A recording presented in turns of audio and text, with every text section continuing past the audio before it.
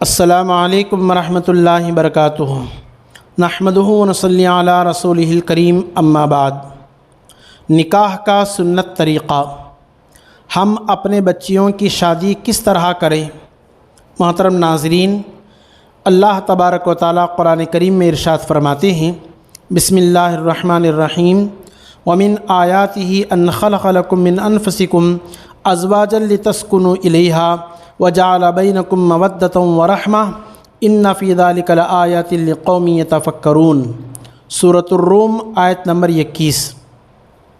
اللہ فرماتے ہیں، خدا کی قدرت کی نشانیوں میں سے ایک بہت بڑی نشانی یہ ہے کہ اس نے تمہارے لیے تمہاری ہی جنس سے جوڑے بنائے تاکہ تم اس کے پاس سکون حاصل کر سکو۔ میاں بیوی کے درمیان محبت اور رحمت پیدا کر دی۔ یقیناً اس میں اللہ کی بڑی بڑی نشانیاں ہیں قدرت کی ان لوگوں کے لیے جو غور فکر کرتے ہیں۔ محترم حضرات، اللہ تبارک و تعالیٰ نے ہر چیز کا جوڑا بنایا ہے۔ انسانوں کو بھی مرد عورت کی شکل میں جوڑا بنایا ہے۔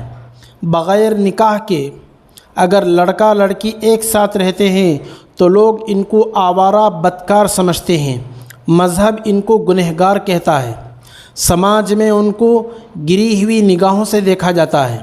لیکن یہی جب دونوں لڑکا اور لڑکی نکاح کے ذریعے ایک ساتھ رہنے کا اعلان کرتے ہیں تو لوگ ان کو نیکوکار سمجھتے ہیں، لوگ ان کو مبارکبادی دیتے ہیں، ان کے حق میں دعائیں دیتے ہیں۔ ایسا کیوں ہے؟ ایسا اس لیے ہے، بغیر نکاح کے لڑکا اور لڑکی آپس میں ایک دوسرے کے ساتھ مل جل کر رہتے ہیں تو یہ بے حیائی والا عمل ہے، مجرمانہ عمل ہے، اللہ کے قانون سے بغاوت ہے۔ نکاح کے بعد میاں بیوی بن جاتے ہیں تو یہ نیکی اور عبادت ہے۔ یہ دونوں اللہ کے قانون کے مطابق رشتے ازدواج میں جڑ جاتے ہیں تو اللہ تبارک و تعالیٰ نے اس کو عبادت قرار دیا۔ معلوم یہ ہوا، جس چیز میں اللہ کا نام اور اس کے رسول صلی اللہ علیہ وسلم کی سنت شامل ہوتی ہے اس میں رحمت اور برکت ہوتی ہے۔ جس چیز میں اللہ اور اس کے رسول صلی اللہ علیہ وسلم کا حکم نہیں ہوتا اس میں زحمت اور لعنت ہوتی ہے۔ نکاح ایک ایسی عبادت ہے جسے تمام نبیوں نے، رسولوں نے انجام دیا۔ قرآن کہتا ہے، وَلَقَدْ أَرْسَلْنَا رُسُلًا مِّن قَبْلِكَ وَجَعَلْنَا لَهُمْ أَزْوَاجًا وَذُرِّيَّةً۔ سورۃ الرعد آیت نمبر 38۔ اللہ فرماتے ہیں، تم سے پہلے بھی ہم بہت سے رسول بھیج چکے، ان کو ہم نے بیوی بچوں والا ہی بنایا تھا۔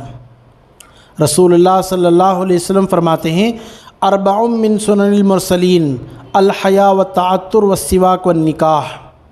4 چیزیں رسولوں کی سنتیں ہیں: حیا، پاک دامنی، نمبر 2 خوشبو، نمبر 3 مسواک، نمبر 4 نکاح۔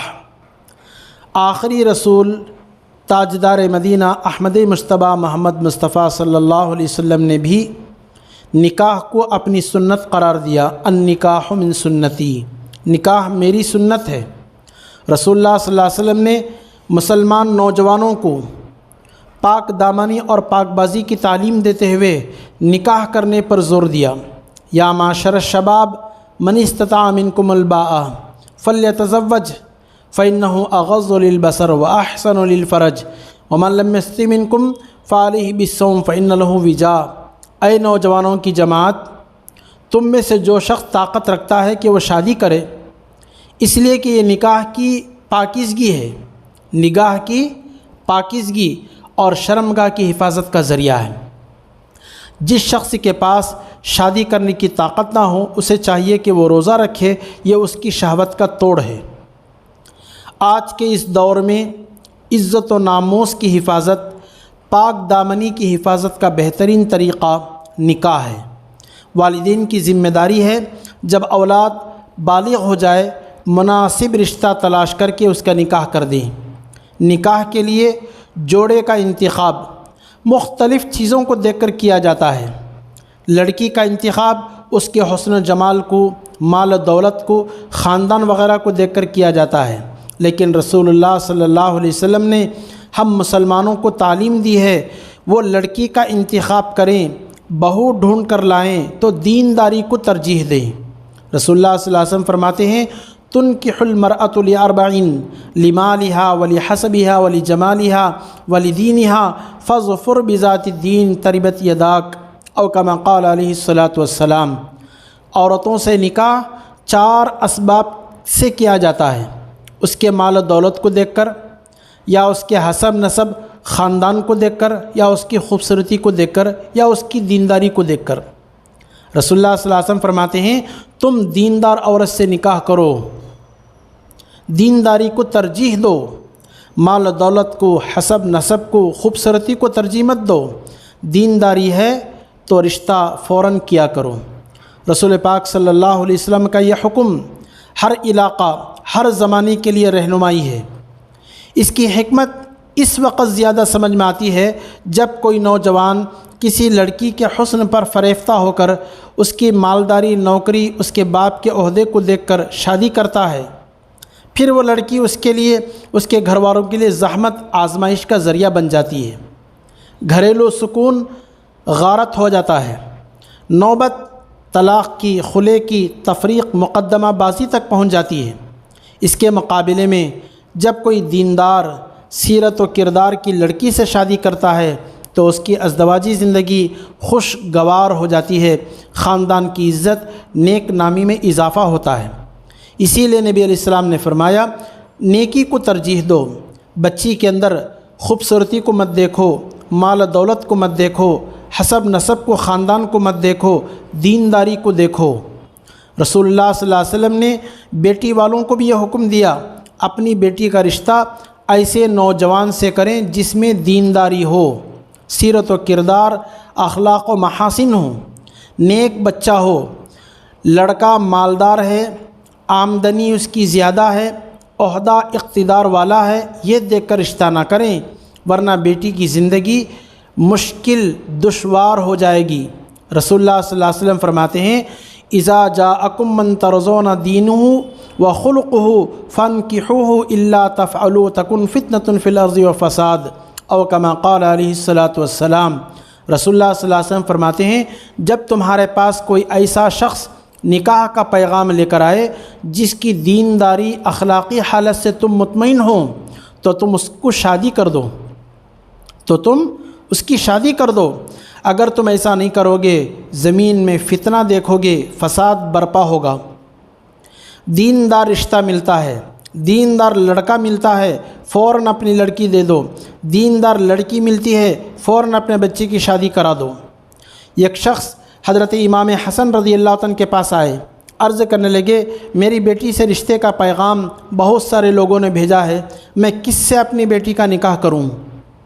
حضرت حسن رضی اللہ تعالیٰ نواسۂ رسول ہیں، حضرت فاطمہ کے لخت جگر ہیں، حضرت علی کے نور نظر ہیں۔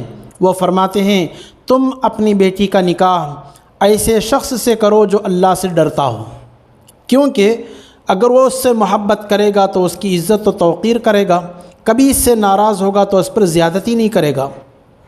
نواسۂ رسول صلی اللہ علیہ وسلم فرماتے ہیں اپنی بیٹی کا نکاح ایسے شخص سے کرو جو اللہ سے ڈرتا ہو۔ جو اللہ سے ڈرنے والا ہوتا ہے وہ آدمی بیوی سے محبت کرے گا تو بیوی کی عزت بھی کرے گا، بیوی سے کبھی ناراض ہوگا، زیادتی نہیں کرے گا، مار دھاڑ نہیں کرے گا، بلکہ صلح کرا کر اپنی زندگی کو اور بہتر طریقے سے بنائے گا۔ صحابی رسول حضرت ابو الدرداء رضی اللہ تعالیٰ عنہ جس زمانے میں ملک شام میں تھے، اس وقت ملک شام کے گورنر امیر معاویہ رضی اللہ تعالیٰ عنہ تھے۔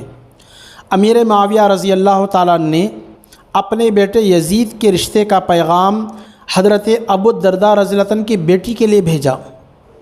گورنر امیر معاویہ رضی اللہ تعالیٰ عنہ اپنے بیٹے یزید کے رشتہ کا پیغام ابو الدرداء رضی اللہ عنہ کی بیٹی کے لیے بھیجتے ہیں کہ میں آپ کی بیٹی سے میرے بیٹے یزید کا نکاح کرنا چاہتا ہوں۔ حضرت ابو الدرداء رضی اللہ تعالیٰ عنہ نے اس رشتے کو پسند نہیں کیا، نامنظور کر دیا۔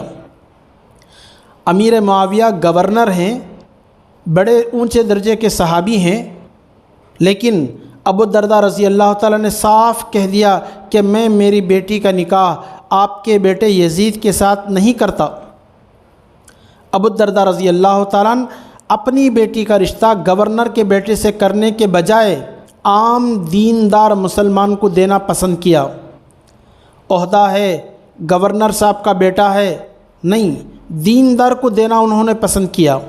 چنانچہ انہوں نے فرمایا، ابو الدرداء رضی اللہ تعالیٰ نے فرمایا، تمہارا کیا خیال ہے جب ہر وقت دردہ کی خدمت میں غلام لونڈیوں کی جماعت اس کا ہر حکم بجا لانے کے لیے موجود ہوتی، وہ خود کو ایسے شاندار محلوں میں پاتی جس کی جگمگاہٹ نگاہوں کو خیرہ کر دیتی، تو اس وقت اس کا دین کہاں ہوتا؟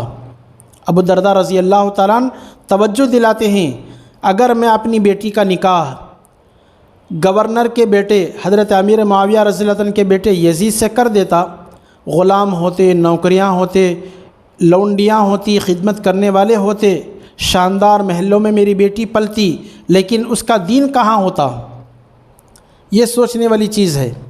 ہم مالداری کو توجہ دیتے ہیں، ہم مال و دولت کو دیکھتے ہیں، حسب نسب کو دیکھتے ہیں، لیکن دینداری کو نہیں دیکھتے۔ ابو الدرداء رضی اللہ عنہ فرماتے ہیں، دینداری کو دیکھ کر نکاح کرو۔ مسلمانوں نے کفو کے نام پر ذات و برادری کو نکاح کے لیے قید خانہ بنا لیا ہے۔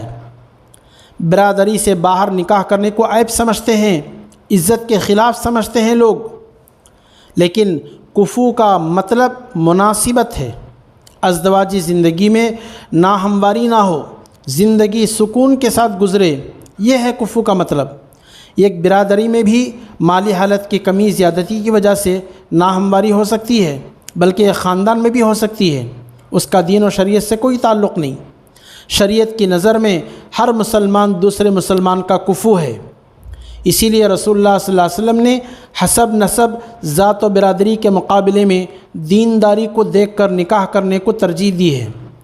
رسول پاک صلی اللہ علیہ وسلم نے اپنے پھوپھی زاد بہن حضرت زینب کی شادی اپنے آزاد کردہ غلام حضرت زید سے کر دی تھی۔ اس پر کفار نے بڑا شور مچایا۔ قریش کے اعلیٰ خاندان کی لڑکی کا نکاح ایک غلام سے کیسے کر دیا گیا؟ مگر حضور صلی اللہ علیہ وسلم کی اس عملی مساوات نے دنیا کو یہ سبق دیا، اصل معیار دینداری ہے، ذات و برادری نہیں ہے۔ اسلام نے نکاح کو انتہائی سادہ اور آسان عمل بنایا تاکہ لوگ گناہ کی طرف مائل نہ ہوں۔ رسول اللہ صلی اللہ علیہ وسلم فرماتے ہیں، ان اعظم النکاح برکتاً ایسرہ مؤونہ، برکت کے لحاظ سے سب سے عظیم نکاح وہ ہے جس کا خرچ سب سے کم ہو۔ مگر آج کے مسلمانوں نے شادی بیاہ کے نام پر اتنی رسمیں ایجاد کر لی ہیں، نکاح کرنا ایک مشکل کام ہو گیا ہے۔ اس کی وجہ سے بد اخلاقی، بدکاری ہمارے روز دیکھنے کو نظر آتی ہے۔ جہیز کی رسم اتنی عام ہو گئی، جب تک لڑکی والے قیمتی سامان جہیز جوڑا اکٹھا نہیں کر لیتے، لڑکیاں کی شادیاں نہیں کرتے۔ بعض لوگ یہ سمجھتے ہیں جہیز کے لیے ہمارے پاس پیسہ نہیں، ہم کیسے اپنی بچیوں کی شادی کریں؟ یاد رکھیں، رسول اللہ صلی اللہ علیہ وسلم نے اپنی کسی بیٹی کو جہیز نہیں دیا۔ حضرت زینب رضی اللہ تعالیٰ عنہ، حضرت رقیہ رضی اللہ تعالیٰ عنہ، حضرت ام کلثوم رضی اللہ تعالیٰ عنہ، حضرت فاطمہ رضی اللہ تعالیٰ عنہا، کسی کو اللہ کے نبی نے جہیز نہیں دیا۔ حضرت فاطمہ کا جب حضرت علی سے نکاح ہوا تو حضور صلی اللہ علیہ وسلم نے حضرت علی سے پوچھا، علی تمہارے پاس مہر دینے کے واسطے کیا ہے؟ حضرت علی نے کہا، میرے پاس کچھ نہیں ہے۔ نبی علیہ السلام نے فرمایا، میری وہ زرہ جو میں نے آپ کو دی تھی وہ کہاں ہے؟ حضرت علی نے فرمایا، وہ ہے۔ حضور صلی اللہ علیہ وسلم نے فرمایا کہ اس کو بیچ کر آؤ۔ حضرت علی رضی اللہ تعالیٰ عنہ وہ زرہ لے کر بازار بیچنے گئے۔ حضرت عثمان غنی رضی اللہ تعالیٰ عنہ سے ملاقات ہوئی، ارادہ بتایا کہ میں یہ زرہ بیچنا چاہتا ہوں۔ حضرت علی رضی اللہ تعالیٰ عنہ سے حضرت عثمان نے وہ زرہ خرید لی، اس کی رقم بھی ادا کر دی، وہ زرہ بھی ان کو واپس لوٹا دیے، اور یہ کہے زرہ کی رقم سے مہر کا سامان، گھریلو سامان کا انتظام کر دینا۔ رسول اللہ صلی اللہ علیہ وسلم کے سامنے جب وہ زرا کی رقم آئی تو رسول اللہ صلی اللہ علیہ وسلم نے حضرت علی سے فرمایا کہ تم ان پیسوں سے مہر کا انتظام کرو، گھریلو سامان کا انتظام کرو، کیونکہ حضرت علی رضی اللہ عنہ کے سرپرست بھی حضور صلی اللہ علیہ وسلم ہی تھے۔ اگر حضور صلی اللہ علیہ وسلم نے اپنے پیسوں سے یہ سامان دیا ہوتا تو ضرور جہیز سنت بن جاتی۔ محترم حضرات، غور کریں، نبی علیہ السلام نے کسی بیٹی کا جہیز نہیں دیا۔ حضرت فاطمہ کے جہیز کے جو قصے پھیل رہے ہیں وہ حضرت علی نے اپنی زرہ بیچ کر سامان لائے تھے۔ حضور صلی اللہ علیہ وسلم نے اپنے جیب سے پیسے نہیں دیے تھے، وہ زرہ کی بیچی ہوئی رقم تھی جس سے مہر کا انتظام ہوا، گھریلو سامان کا انتظام ہوا۔ آج جہیز کی رسم کی وجہ سے ہزاروں لڑکیاں بغیر شادی کے بیٹھی ہوئی ہیں اور غیروں کے ساتھ ہماری بچیاں فرار ہو رہی ہیں۔ یہ مسلم معاشرے کے لیے شرمندگی کی بات ہے۔ جہیز کے ساتھ ہی بارات کی رسم مسلمانوں کے ہاں شادی کا جز بن گیا ہے۔ نکاح کے دن نکاح کی دعوت، بارات کی دعوت، اکثر بارات کی جو تعداد طے ہوتی ہے، ادھر سے 500 ادھر سے 400 زیادہ باراتی پہنچتے ہیں۔ شریعت، شرافت، ضمیر تینوں کی عدالت میں یہ فیصلہ کیا جاتا ہے یہ کھانا درست نہیں ہے۔ زبردستی کی دعوت، بعض علاقے میں نکاح سے پہلے منگنی کی رسم، نکاح کے بعد چوتھی کی رسم، اس کے بعد بھی باراتی کی طرح بڑی تعداد میں لڑکی والوں کے گھر مہمان بن کر جاتے ہیں، فرمائشی کرتے ہیں ہمیں یہ کھانے چاہیے۔ یہ ساری رسمیں درست نہیں ہیں، شریعت کے خلاف ہیں۔ اسلام نے لڑکی والوں پر کوئی خرچ رکھا ہی نہیں۔ لڑکے کو حکم دیا وہ اپنی طاقت کے مطابق نکاح کے بعد ولیمہ کرے۔ ہندوستانی سماج میں غیر مسلموں کے ساتھ رہ کر ہم مسلمانوں نے سنت کو بدعت میں بدل دیا۔ بعض علاقوں میں جہیز کے علاوہ لڑکی والوں سے پیسے مانگتے ہیں، جوڑے کی رقم، لڑکی کی مالی، تعلیمی، سماجی حیثیت کے مطابق پیسے مانگتے ہیں۔ میرا لڑکا وکیل ہے، ڈاکٹر ہے، میرا لڑکا گورنمنٹ جاب والا ہے، اس کو جوڑے کی رقم لاکھوں کی روپے میں دینا چاہیے۔ ایسا کرنا صریح گناہ ہے، ظلم و زیادتی ہے۔ بعض حضرات پیسے تو نہیں مانگتے لیکن امید کرتے ہیں کہ لڑکی والے کچھ دیں گے، کہتے ہیں ہم نے نہیں مانگا، ہم نے مانگنا نہیں ہے، خوشی سے وہ دیتے ہیں تو لے لیتے ہیں۔ یاد رکھیے یہ تعویل جو یہودیوں نے مچھلی کے شکار کے واسطے کی تھی، اللہ نے بھی اس کو قبول نہیں کیا۔ اللہ نے کہا تھا کہ آپ مچھلیاں نہ پکڑیں ہفتے کے دن، انہوں نے کیا کیا؟ تالاب میں سے نالا بنا لیا اپنے گھر کے سامنے۔ ہم مچھلیاں نہیں پکڑتے، نالے میں سے مچھلیاں آ کے گھر میں گر جائیں گی، وہاں سے اٹھا لیں گے۔ یہ تعویل ہم بناتے ہیں، جوڑے کی رقم ہم نہیں مانگتے، وہ خوشی سے دیتے ہیں تو لے لیتے ہیں۔ شریعت کی نظر میں یہ سب رسم و رواج غلط ہیں۔ اللہ تبارک و تعالیٰ اس سے ہماری حفاظت فرمائے۔ محترم ناظرین، سیدھا سادھا نکاح کریں، اپنی بچیوں کو دیندار لڑکے سے، اپنے لڑکوں کو دیندار لڑکیوں سے شادی کر کے لائیں۔ سارا خرچ لڑکے والے برداشت کریں، لڑکی والوں پر کوئی خرچ اللہ نے نہیں رکھا۔ اللہ پاک ہمیں ان باتوں پر عمل کی توفیق عطا فرمائے۔ آمین وآخر دعوانا الحمدللہ رب العالمین۔ السلام علیکم ورحمۃ اللہ وبرکاتہ۔